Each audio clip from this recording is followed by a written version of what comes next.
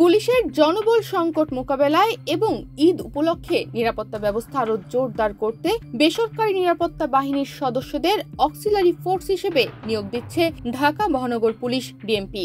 রাজধানীর মিন্টো রোডে ডিএমপির গণমাধ্যম ও জনসংযোগ বিভাগের কার্যালয়ের আয়োজিত এক সংবাদ সম্মেলনে ডিএমপি কমিশনার শেখ মোহাম্মদ সাজাত আলী এ তথ্য জানিয়েছেন। মেট্রোপলিটন পুলিশ আইনের ক্ষমতা বলে অক্সিলারি পুলিশ ফোর্স নিয়োগ দিতে পারেন পুলিশ কমিশনার।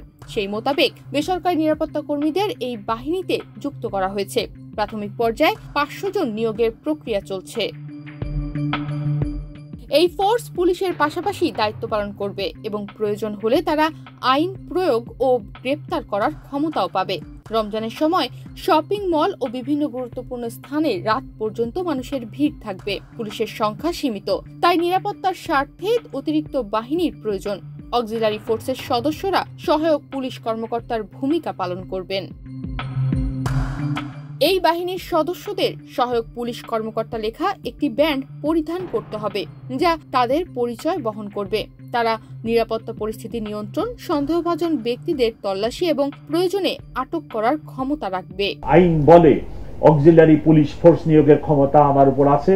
আমি সেই মোতাবেক তাদেরকে অক্সিলারি পুলিশ ফোর্স হিসাবে নিরাপত্তা, যারা প্রাইভেট নিরাপত্তার লোকেরা আছে ওনাদেরকে আমি নিয়োগ দিচ্ছি এবং তাদের হাতে একটি ব্যান্ড থাকবে যে সহায়ক পুলিশ কর্মকর্তা, এবং আইন মোতাবেক উনি একজন, আমি বা আমার কলিগরা যে পুলিশ অফিসার হিসেবে যে ক্ষমতা ভোগ করেন, ক্ষমতা বলা যায় না, দায়িত্ব পালন করেন, সেই একই রূপ দায়িত্ব পালন করবেন।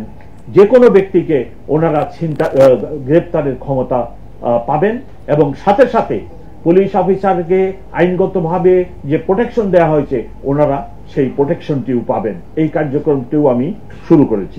অক্সিলারি ফোর্স নিয়োগের মাধ্যমে আইনশৃঙ্খলা পরিস্থিতি আরও উন্নত হবে, এমন প্রত্যাশা ডিএমপি কমিশনারের।